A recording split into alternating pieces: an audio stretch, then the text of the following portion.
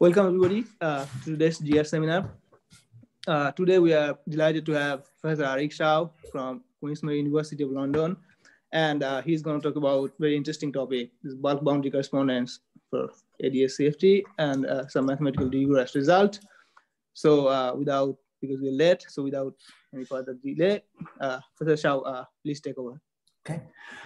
All right, well, thank you. I want to begin by thanking everyone for coming and for inviting me as well. And I know this is not the usual running time for the seminar, so I have teaching commitments on Thursday, so I really appreciate everyone coming on a different date and time. Okay, so I wanted to say a little bit about some recent work that I've done, and this is in the main thing we'll be joined with Gustav Holzigel, and this is kind of a buildup of various works over the last few years. Okay, so let me begin with just a bit of a quick introduction, right? And so I have 15 minutes, is that right? Yes, you have like, okay. Like 55 minutes, yeah. Okay, yeah, let me just plan ahead just in case. Okay, so let me begin like they usually do, right? So there's, of course, this big outstanding problem in theoretical physics, which is that of reconciling Einstein's theory of gravity with quantum field theories. And of course, I'm not going to solve this problem here, but I just bring this up to mention one very influential research direction in physics along this direction in the last 20, 25 years, which is what is known as the ADS-CFT correspondence, right? And so here ADS stands for anti-de Sitter spacetime, which I think most of us have probably seen before, and then CFT stands for conformal field theory, right? And so I won't say too much about ADS-CFT itself. Just here, this is one manifestation of what's called a holographic principle, right? And so this is roughly the idea that the gravitational theory on the space-time is encoded in some theory on its boundary, right, which has one less dimension, hence the term holography. Okay, so that's the physics of it, and so now what's missing, at least mathematically, almost everything, right? And so, in particular, there's very little existing rigorous mathematics for, say, positive statements of this principle, as well as even for precise formulations of this principle, right? And this is especially the case in non-stationary settings. I know there's been a few results, even from people in the room, on say, stationary, also Riemannian settings as well, right? So, but I think there's been far less in settings where the geometry might be time dependent. Okay. And so the main questions that I want to address are, what are some rigorous statements toward this holographic correspondences, as well as proofs of statements. And then we also want to understand those proofs and those statements, right? And so what are the mechanisms behind such correspondence results? Okay. And very quickly, I probably don't need to say much here. I think this is mainly here more just to conventions than anything else, right? So here for the space-time, we're looking at n+1 dimensional Lorentzian manifolds. So maybe unlike some of the other talks you're seeing here, we're looking at arbitrary dimensions. And then for this talk, we're going to look at the case where there's no matter fields on the space-time. And so there's, in particular, our Lorentzian metric will satisfy the Einstein vacuum equations, right? And so, and here we're taking this with a cosmological constant lambda, which will be negative. And so anti-de Sitter space-time is a prototypical space-time, say vacuum space-time with negative cosmological constant, right? So here one can think of this as the analog of Minkowski space with the cosmological constant normalized to this minus n times n minus 1/2. This is just to make the formulas simpler, right? And so this is the space-time in this regime with the maximal number of symmetries, right? And so there are many different ways that one can represent this ADS spacetime. So one of the simplest and also global way of doing this is to just think of the manifold as just R1 plus n. And then the metric here, it looks a lot like the Minkowski metric in polar coordinates, except now instead of 1 in front of the dr and the dt squared components, you have this 1 plus r squared and 1 over 1 plus r squared. Okay, so now what about ADS spacetime? So one thing that one can do is to do this change of variables. So instead of looking at the usual radial variable r, we look at rho, which is approximately 1 over r plus some lower order terms that decay even more as one goes to r equals infinity, right? And so if you make the correct change of variables, then the ADS metric has this particular explicit they call Feldman-Graham form, right? And so here this metric G naught is equal to rho to the minus 2, and then multiplied by just the d rho squared, and then there's an expansion, a finite expansion in terms of rho squared. Okay, so one thing that you can do in this case is that one can attach a formal boundary. If you ignore this 1 over rho squared factor for the metric, then you can attach this formal boundary at rho equals 0. And if you do this, then your manifold just becomes r cross Sn minus 1. And then your boundary metric is what you get if you look at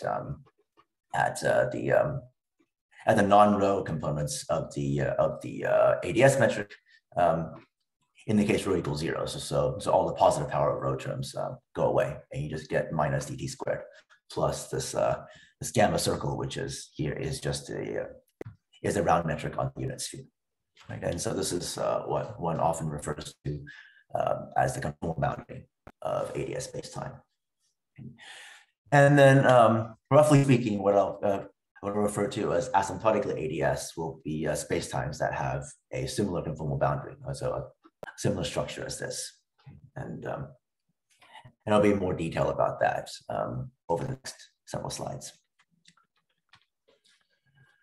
Okay, so then the main question that I want to address in this asymptotically ADS setting is the following, right? So is there some kind of a one-to-one correspondence between these asymptotically ADS solutions of the Einstein vacuum equations, which one can think of as the gravitational dynamics, and then with some kind of some space of data prescribed at the conformal boundary, right? And here by data, I'll roughly refer to the boundary metric, which I constructed in the previous slide, as well as something that's called the boundary stress energy tensor that's often studied in the physics literature. Okay, so right. So now, if we don't know anything else, then one attempt that we might do to try to solve this problem is the following PDE problem, right? Is to let's say that you're given this Cauchy data, this boundary metric, and this boundary stress energy tensor on the conformal boundary. Then you might try to solve the Einstein vacuum equations into the interior of the spacetime.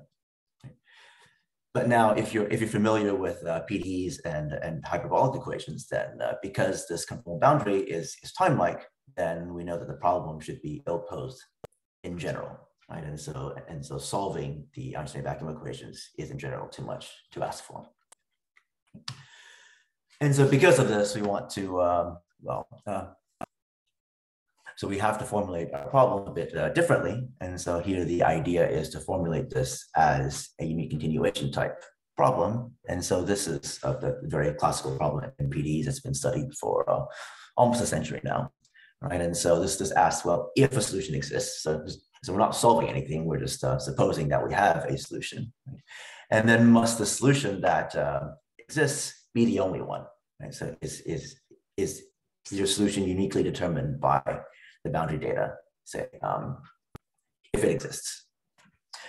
And so then our amended question in terms of this new attempt is the following, right? So let's say that we're given two asymptotically ADS solutions, say G1 and G2 of the Einstein vacuum equations, and say that G1 and G2 have the same boundary data on Scri, on the conformal boundary. And then we ask, must G1 and G2 be isometric inside in the Book spacetime, at least near the conformal boundary? And just to spoil things a little bit, the main theorem, which will be joined with Gustav Holzigel, will roughly say that the answer to this question is yes, as long as we have certain conditions satisfied on the conformal boundary. And of course, say more about what that is throughout the talk. Okay, so the next part, I'll give precise formulations of the problem. But before I do, are there any questions so far?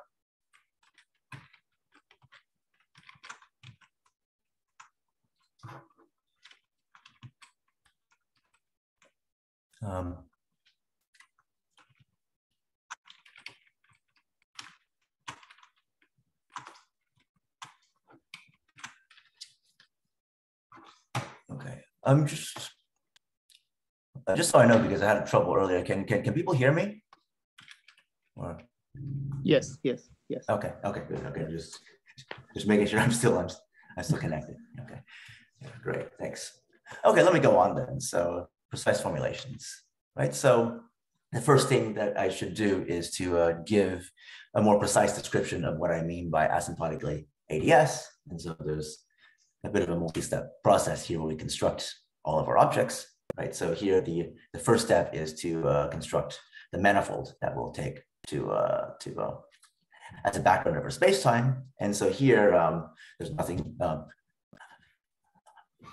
mysterious going on. So we're just first of all, for the boundary manifold, we're just taking the scry, which is an n-dimensional manifold, and we take this to be, say, R cross S, which is some n-minus one-dimensional manifold. So you can think of this R as your time component, and then this S will be the cross sections of the conformal boundary. And then for the space-time itself, we'll just take M to be just scry cross a small interval, right? And this interval from 0 to rho naught, which will be the rho component. I guess one can think of this as the inverse radial component, right? So this is the analog of the rho that was presented a few slides ago on ADS space-time. Okay, so one quick remark here is that this construction allows for a very general boundary topology, right? So for this cross sections S, we can look not only at spheres, but also on flat spacetimes, for example, Rn-1, or the flat torus, or any other manifold as well. Right? So all these things are a priori allowed. Okay, and then with the manifold in place, we want to put a class of metrics on there, right? And so here, our main assumption is that the metrics will be in what's called Pfefferman gram gauge.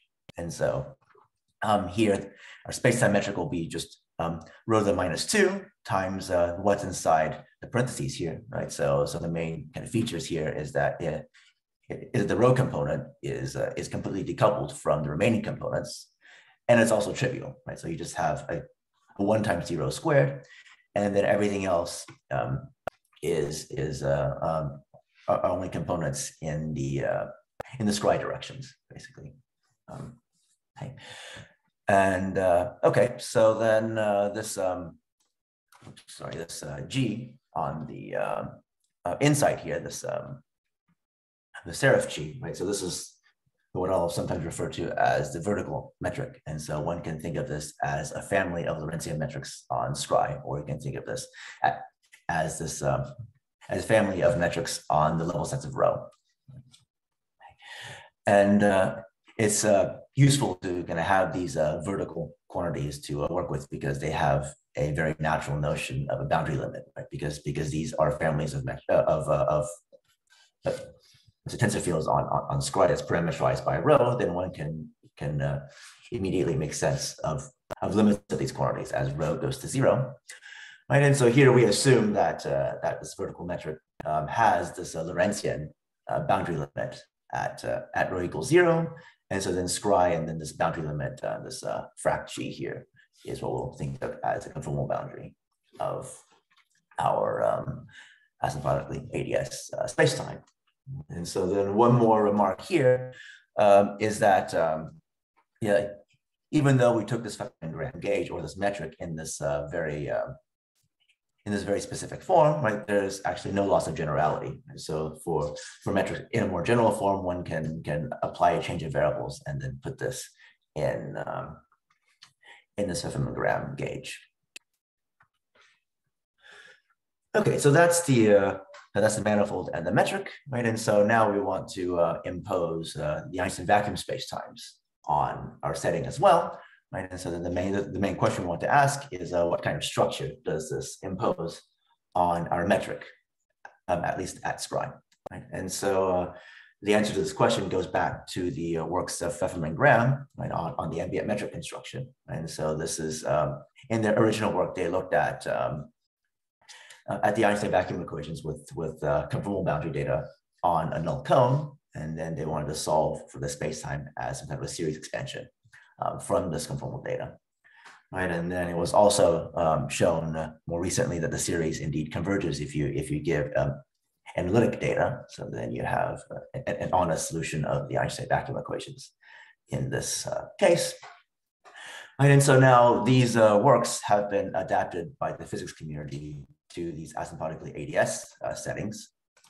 Right, so in particular, if you're given analytic conformal boundary data on the conformal boundary, then one can derive a formal series expansion from the boundary for the metric, right? And one can construct solutions in that way. I'll just spend one somewhat compact slide recalling what this Pfefferman-Graham expansion is in this case, right? So here one can put this in terms of this vertical metric, and it has this expansion in terms of rho squared. And it's given as follows, right? So first of all, if you look at the rho to the 0 power term, right, this is the coefficient G0, right? And so this is simply the boundary metric, right? And this is, again, something that is freely prescribed. And then from here, one can again sum in the powers of rho squared all the way up to Gn, where here n is the boundary dimension. And so one can show that, at least formally, that the coefficients before Gn are all determined formally by the boundary metric G0. And then so then Gn here is the first somewhat independent component, right? And so here Gn is partially free, right? So one can show that the trace and the divergence of Gn also depends only on G0. But on the other hand, the traceless divergence free part of Gn is also formally free, right? And this is and this is very closely related to what's called the boundary stress energy tensor, right? So this correlates to the matter field on the conformal field theory side. And then in this Pfefferman-Graham expansion, everything after Gn is then formally determined by G0 and Gn. Right? So these are the only two free data, if you will. And then the one lasting dimension in this expansion is that when n is even, right? So you have even boundary dimensions, then there is this anomalous log term here right before Gn, right? And it's this rho to the n log rho term, right? And that is in general present when n is even. And then moreover, if you were to expand after Gn, then you'll have a polyhomogeneous expansion. So you'll have more terms with powers of rho and log rho.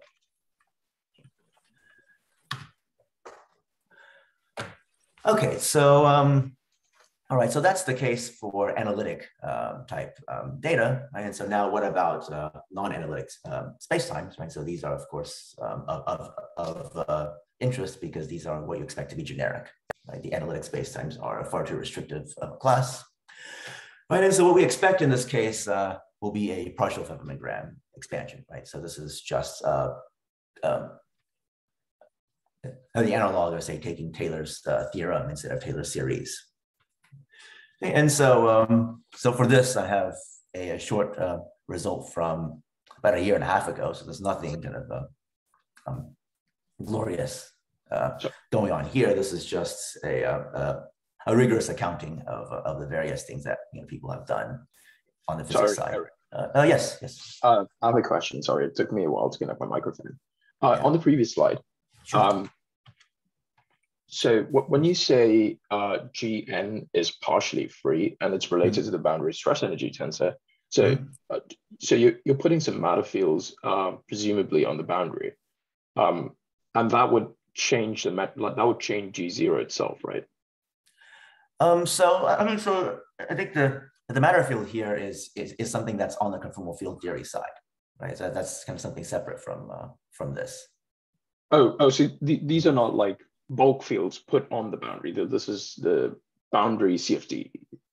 I mean the fact that it's the fact that this Gn corresponds to the boundary stress energy tensor, right? So this boundary I think this boundary stress energy tensor corresponds to something that's from the boundary CFT.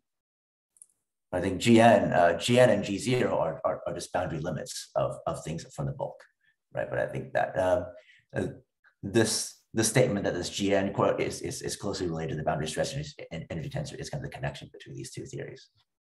Okay, thank you. Yeah. Right. Okay, so anyway, so this theorem, again, is just a rigorous accounting of things that are kind of pretty well known in the physics circles. So here we make some minimal assumptions, right? So here that this one has a boundary metric, and then we assume that the bulk metric has some minimum amount of regularity, right? So in the vertical directions.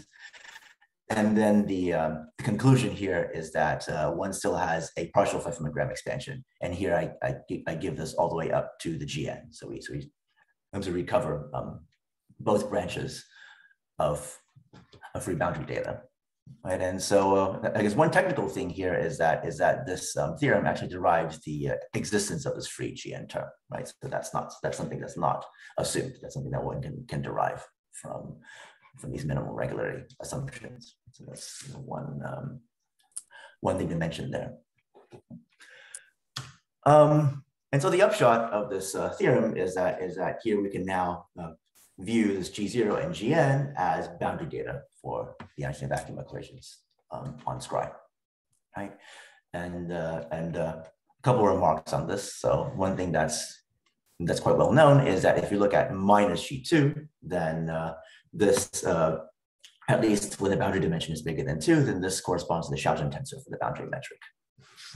And then also below here, just give a few values for the Schwarzschild ADS metric with mass M, and also in boundary dimensions bigger than 2. And so these are kind of standard formulas, right?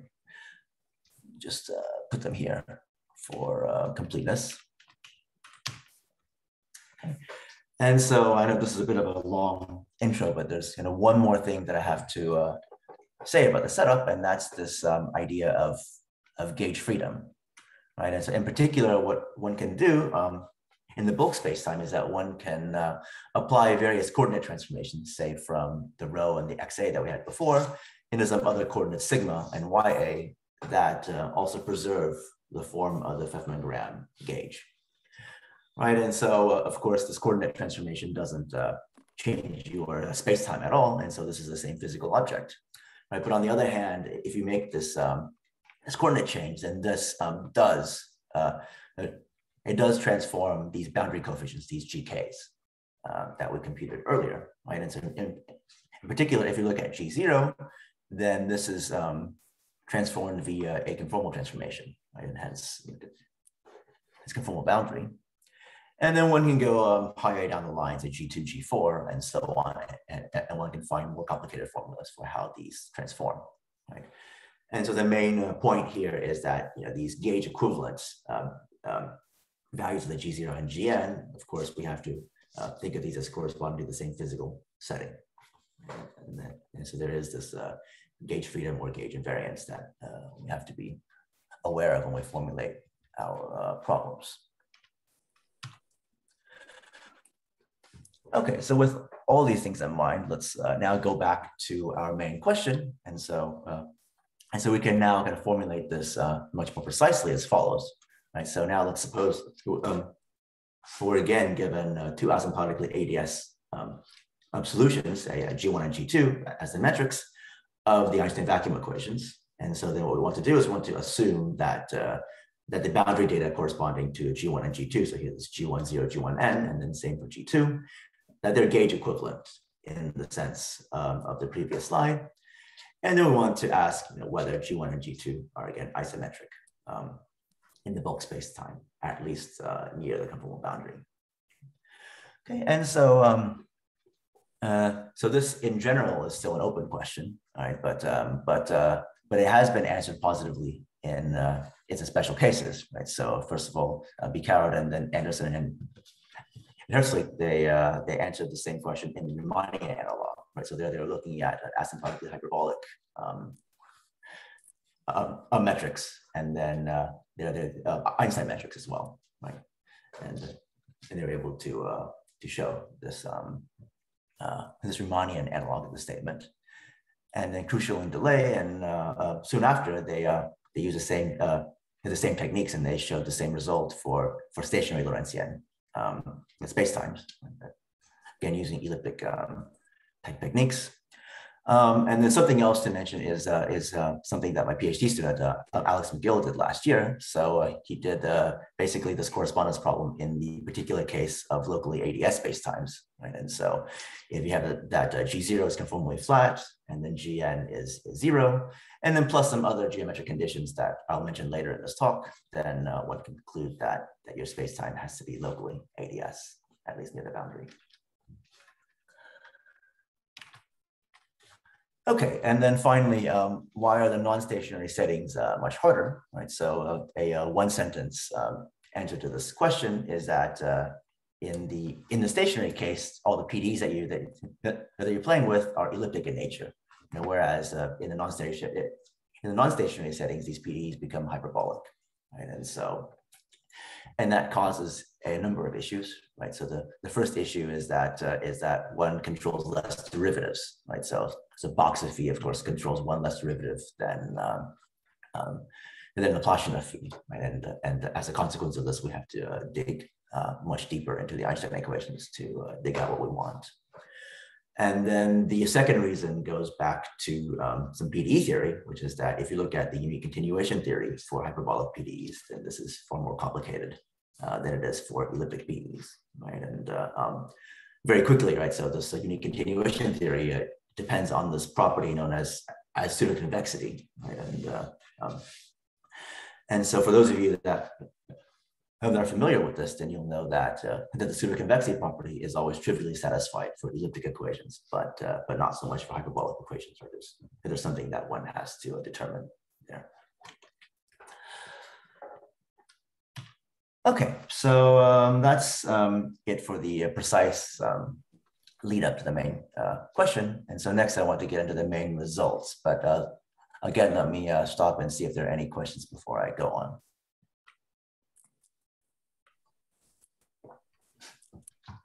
Quick question.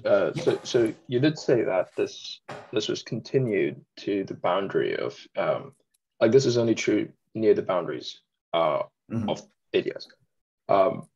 So is that like physically we would want a stronger statement that tells us something about the bulk rate?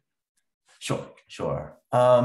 Yeah. So okay. So I guess the main theorem that I prove, right, only holds in a neighborhood of the boundary, right? But of course you can try to push further beyond that. Right? For example, if you're on like pure ADS space-time, then you know something about the geometry inside, and you can kind of find enough insight to kind of keep pushing forward. And then similarly, if you're kind of close to a Schwarzschild ADS, then you can also kind of use properties of the Schwarzschild ADS geometry to keep pushing in until you reach, say, the photon sphere.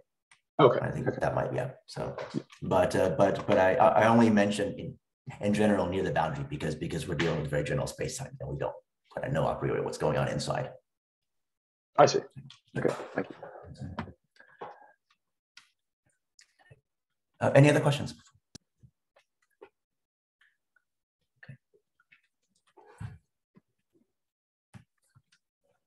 Okay, so if not, then let me get into the main results. And so again, this is an upcoming theorem in joint work with Gustav Holzigel, right? And so this basically gives an affirmative answer to the question that I mentioned before, right? So we're again fixing two asymptotically ADS spacetimes. So here mg1 and mg2. And we again suppose that both spacetimes are Einstein vacuum. And then we also suppose that that their boundary data are gauge equivalent on a sufficiently large subdomain, say D, of the conformal boundary. And I'll clarify what I mean by sufficiently large.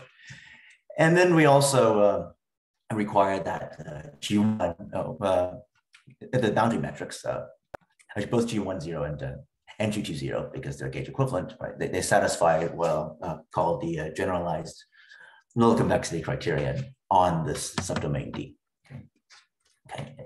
And I'll say much more about what that criterion is. But for now, let me just mention that if this criterion is satisfied, then we can conclude that that the two metrics G1 and G2 are indeed isometric in the bulk, at least near this subdomain D of the conformal boundary. Okay, so as far as I know, this is the first correspondence type results in these dynamical non-stationary ADS settings. Right? And so now, if I want to kind of finish this discussion of this theorem, I have to answer, what exactly is this generalized null convexity criterion? That's the main component of this theorem. Okay? And just to make talking a bit easier, I'm going to abbreviate this as GNCC. Okay, so before I tell you exactly what the GNCC is, let me first consider a special case of this. Right? So this is a predecessor of this condition, right? And this is this comes out of some work with my PhD student Alex McGill, right? And so the special case is probably a bit more intuitive, right? So here, let's suppose that our conformal boundary is foliated by some time function t, and we can look at the special case where this subdomain of the boundary is just given by a time slab. So t is between some initial time t minus and some final time t plus. Okay. And then we can say our boundary metric will satisfy this GNCC condition that I still haven't defined on this time slab if the following conditions hold. Right. So the first one is that you have a positive lower bound on the boundary Ricci tensor, but only in the null directions. Okay. And then also you have an upper bound on the size of the Hessian of T. Right? And one can think of this as kind of measuring how non-static or non-stationary, sorry, that your boundary metric is. Okay, so then you have these two constants B and C coming out of this. And then the second assumption is that one has to take a sufficiently large domain. So you need that this time span, this T plus minus T minus, has to be a sufficiently large constant depending on these on this B and C. So basically this is saying that okay, you have the geometric conditions and it has to hold over a long enough time.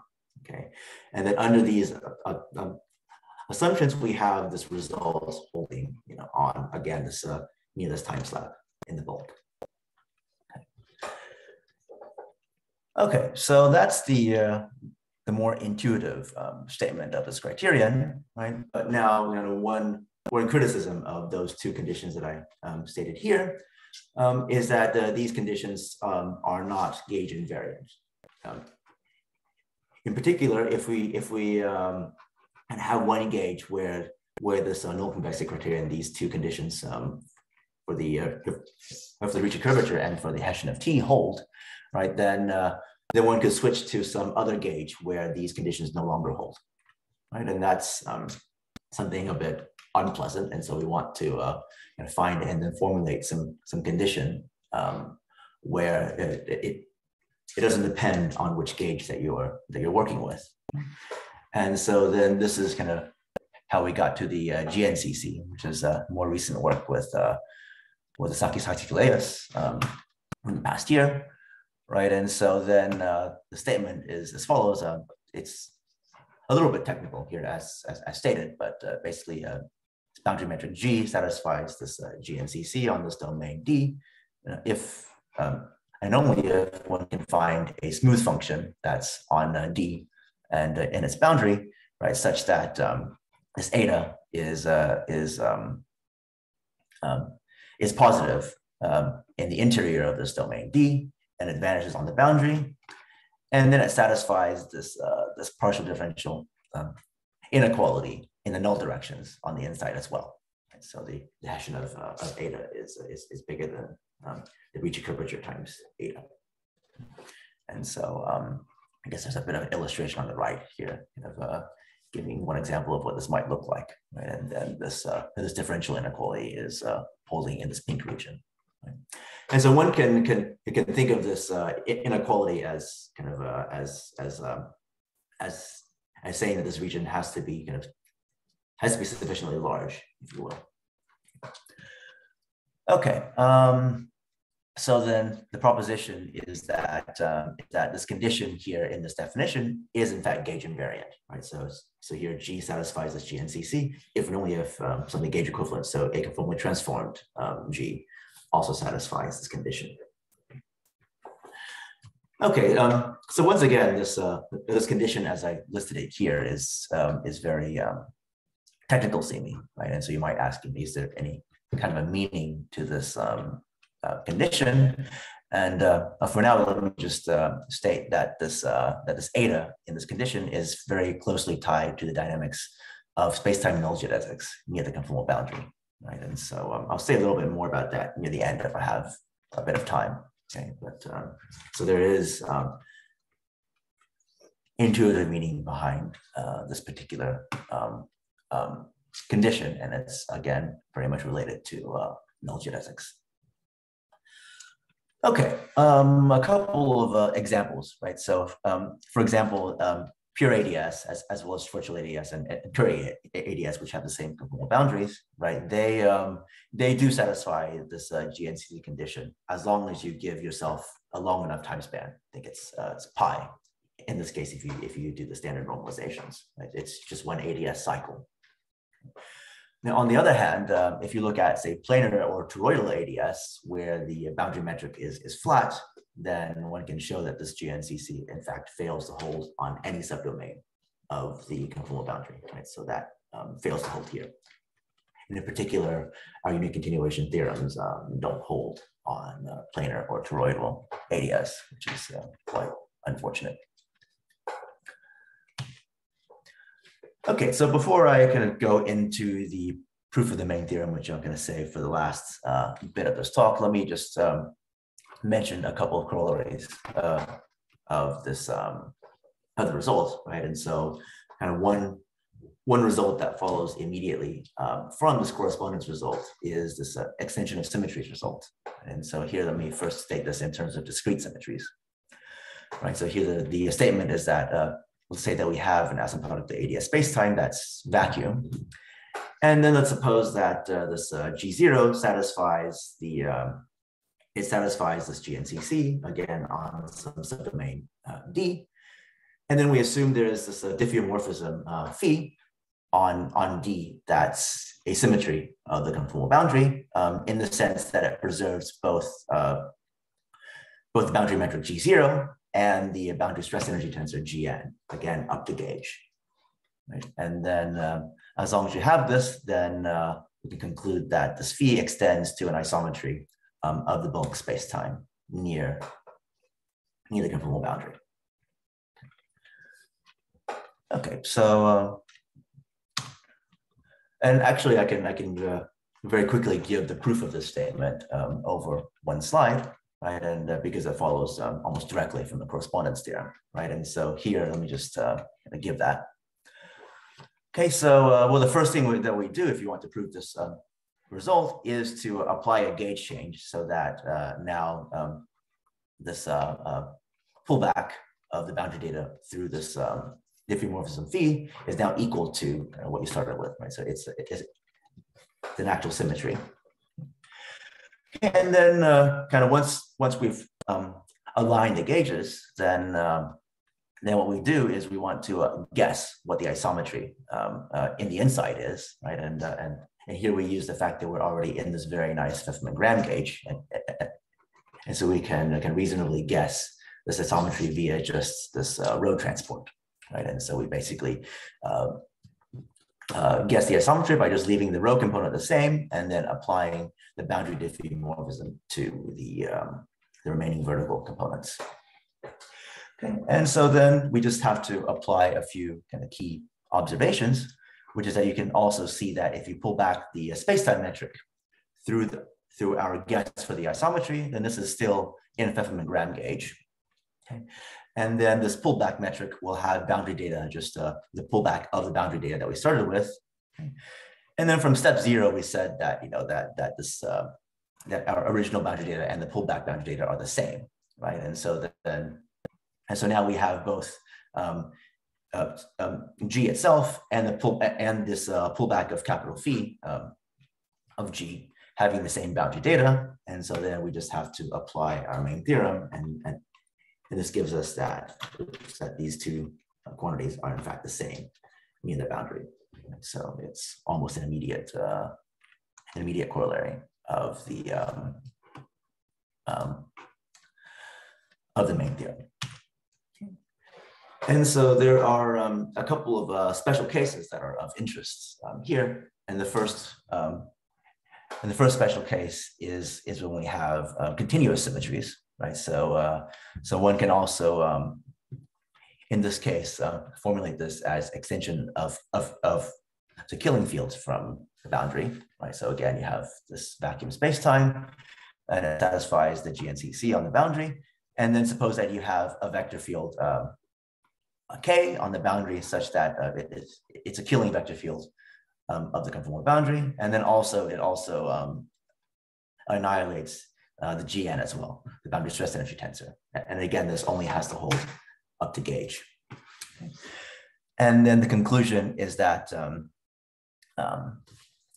this field will then extend to a Killing field of the bulk spacetime, again, near this part of the conformal boundary.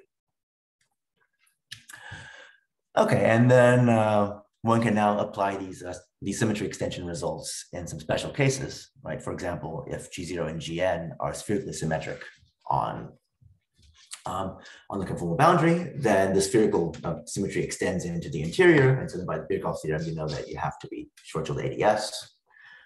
And then also, as a special case of the discrete symmetry extension, if G0 and Gn are, say, time periodic, right? That's discrete, a discrete symmetry, then you can extend this time periodicity into the interior as well.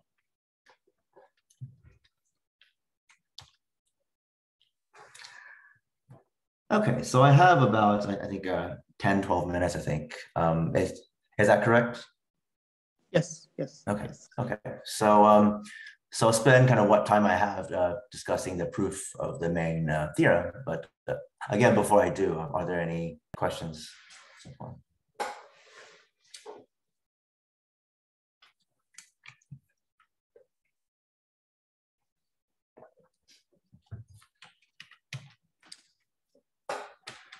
Okay, so let me just, this slide is just restating the main theorem as a bit of a reminder, right? So again, we're given two asymptotically ADS vacuum spacetimes, and then we say that the boundary data are gauge equivalent on a subdomain, say D, of the conformal boundary scry, and then the boundary metric satisfies this GNCC on this subdomain D. And again, what we want to show is that the two metrics in the bulk are isometric, at least near this boundary domain D. Okay, so so here, let me in this slide just summarize the main steps of the proof, and then we'll try to get through as many of these as I can.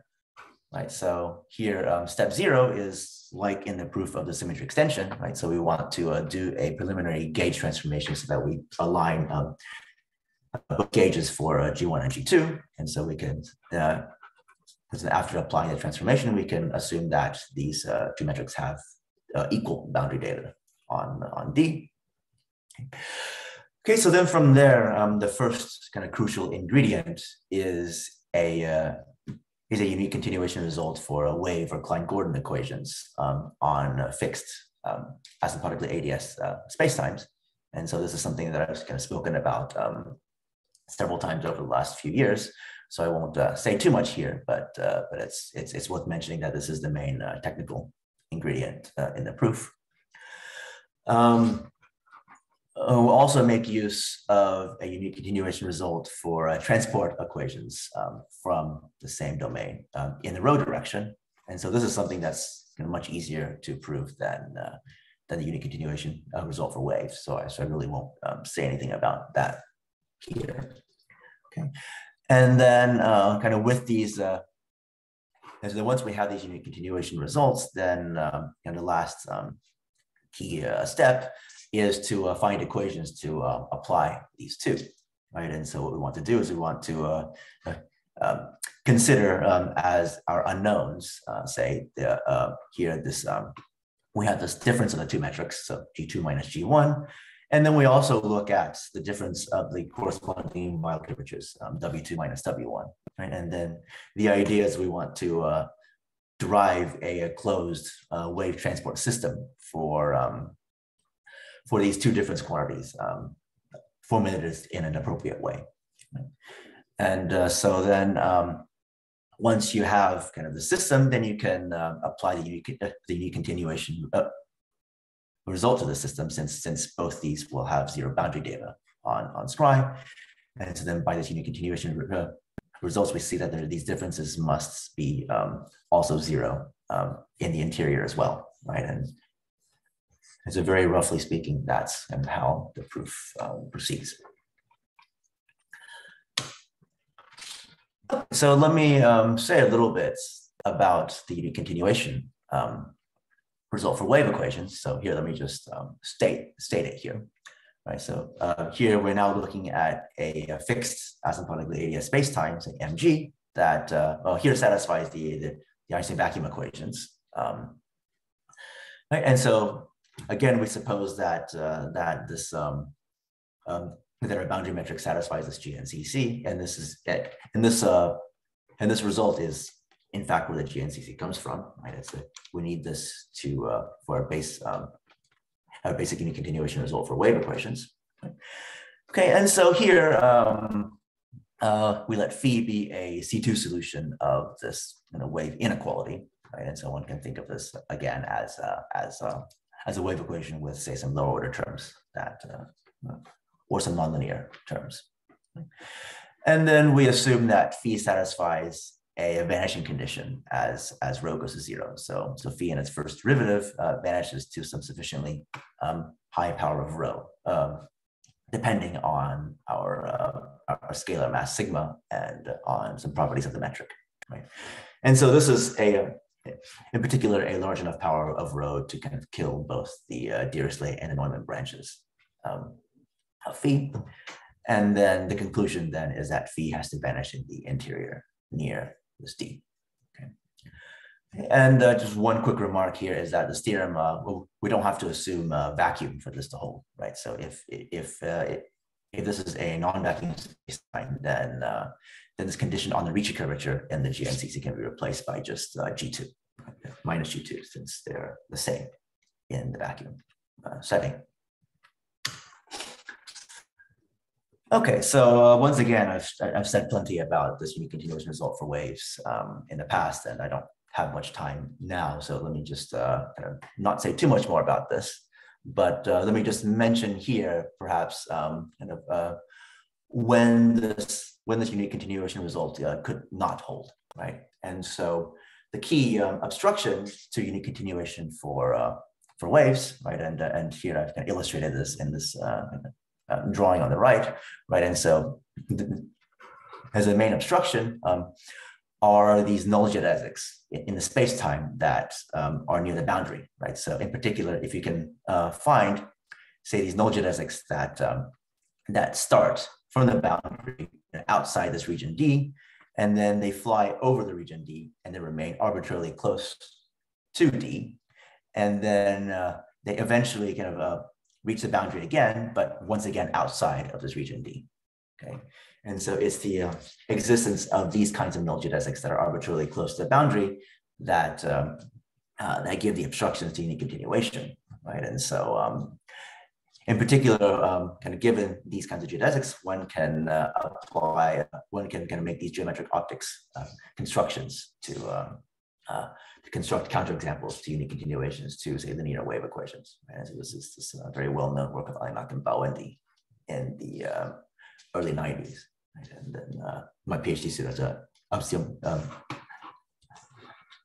Simon Guisset, is now trying to extend this to this asymptotically ADS settings as well. Okay. Okay. So, anyways, this is the key obstruction to unique continuation, right? And so then, I guess the one useful thing I can say about this GNCC condition that I've been mentioning over the last 10 slides is that this condition exactly kills these obstructions, right? And so this is a proposition that was proved recently in one of my papers, and so this just says that if your boundary metric satisfies the GNCC, then you cannot have these counterexamples, these kinds of null geodesics that float over the region. Okay, and so that's the intuitive significance of the GNCC. Okay, and then these unique continuation results, kind of once you have the main conditions, then they're proved using these Carl-Limit estimates, right? And so then from Carl-Limit estimates, there's this very standard argument from these estimates to unique continuation, right? And here it's a bit more difficult than that, just because we have because the conformal boundary fails to be pseudo-convex, and so one has to do some degenerate things as well. So that's something that's a bit outside of the classical theory. Okay, but anyway, let me not get into that. Okay, so then one can also prove a Carl-Limit estimate for row transport equations. Right, so this is something of this form, and so then this leads to unique continuation results for transport inequalities or equalities of the form that I've written here. And then if you combine the wave and transport estimates, then one can get unique continuation for a coupled wave transport system, which is exactly kind of what we want to play with here. Right, and so okay, so now kind of the last part of the proof is again this derivation of this wave transport system for the differences of metrics and wild curvatures. So I think I'm actually quite low on time, so maybe I won't get into the details here. But I'm not quite doing it justice, right? So there's quite a bit of work that has to go into formulating these in terms of quantities that we can analyze, and also kind of putting them in the correct form and getting the right cancellations and so on, right? But so there is quite a bit of work in deriving the system and getting that to close. Okay. So I won't say too much about it here. Maybe it's if you're familiar with the work on the black hole uniqueness by Alexakis, Ionescu, and Kleinerman, it's somewhat similar to that, right?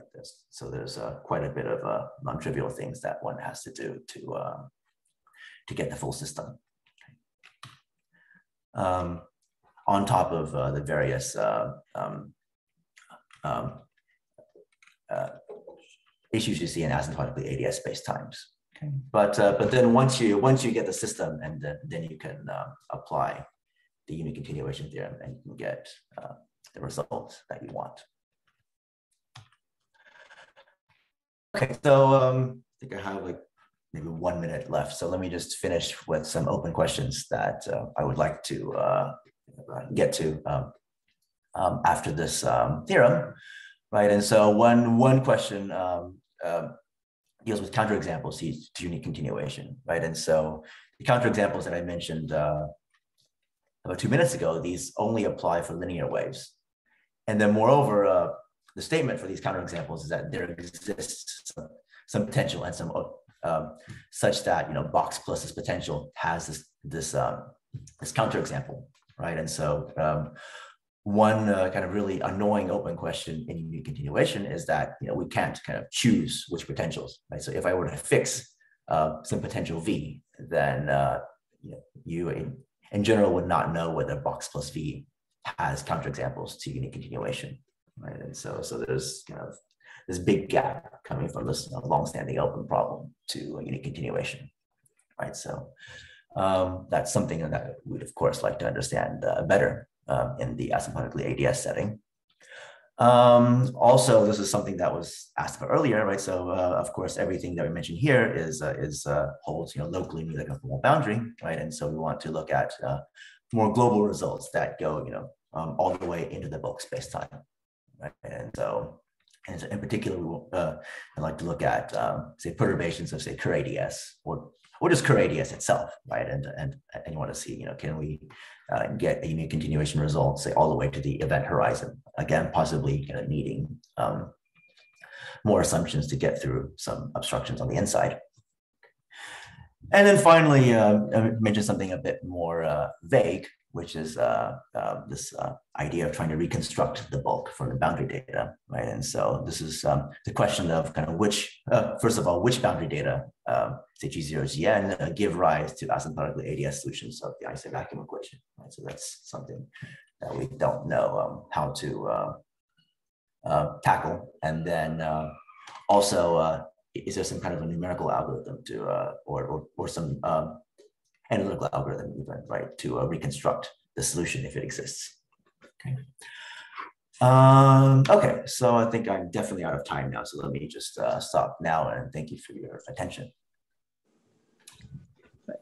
Thank you for the wonderful talk. Yes. Thank you. Now is the time for questions. So if anybody has any questions, please go ahead.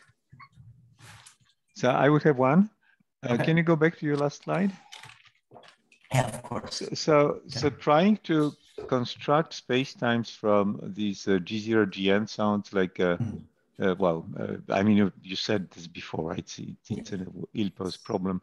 But you can certainly make a mixed initial boundary value problem, or absolutely. You give Cauchy data here, and then only one of those at the boundary.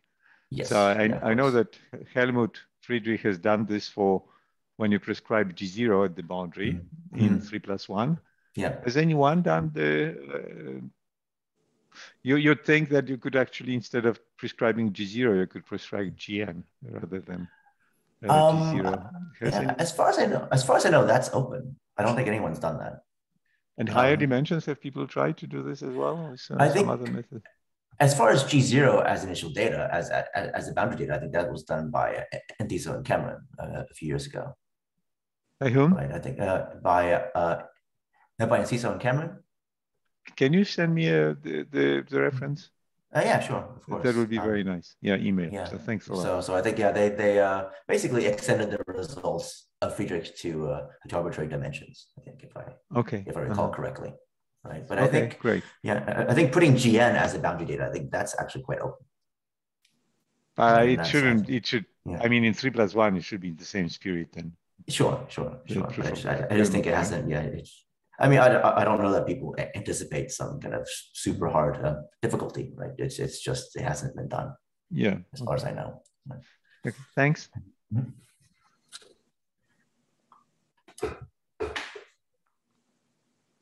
Further questions?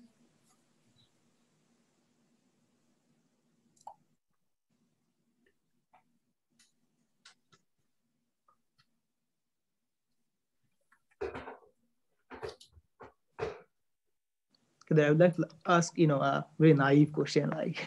Okay. So, that's all right. Okay, so as you mentioned previously, so this result can I interpret this to be something like, a kind of local well-posedness result for a Cauchy problem for the time-like data, I mean, I don't know that you want to call it local well postness, right? So because here we're assuming that we have a solution, right? So because the main issue here is that we cannot solve. So there is no like, you're not actually solving it, just assuming some data. Not at all. So it's more like an inverse theory problem kind of thing. Like you have a data on the it's much closer to that, right? So it's you're just assuming that you have a solution, and then is it uniquely determined by the data, right? So you're basically asking is there a one-to-one correspondence between solutions and boundary data? Right. Yeah. And also with GNC, So in the GNCC condition you mentioned, is it like, this is again a naive question. Is this condition like kind of causing some kind of good cancellation kind of properties when you're actually like trying to do these estimates for these wave transport equations? I see. Yeah. So the GNCC actually has a lot to do with so I mentioned that this is used to rule out these geodesics. I gave you the counterexample. Right, and so actually, what you can see is that if you let me just go back to the GNCC here, right? So you have this inequality here for this function eta, right? And so what you can see is that if you set this equal to 0 instead of bigger than 0, right, then kind of what this captures is if you right. So I guess the statement is that if you look at again these null geodesics near the conformal boundary. Okay? And you look at their row component, their row values. Okay? Then their leading order dynamics, according to the geodesic equation, is actually given by this differential equation if it's equal to 0. Right. Okay? And so I think you can think of this condition as kind of giving the trajectories of null geodesics by giving trajectories that are just a little bit wider than what null geodesics would behave like near the boundary. Right. So that is kind of giving you like sort of a uniqueness, like if you impose that condition, like Sure. It's basically kind of giving you kind of a wide enough domain to kind of rule out all these geodesics, right? And so I think what we show is that if you have some geodesic floating over this region D, right, then because of this condition that we have here, then if it goes back to the boundary, it has to go back to the boundary within this region D, at least on one side, right? So you can't fly entirely over over this region. Thank you. Mm-hmm. Right, so do you have any more questions before we?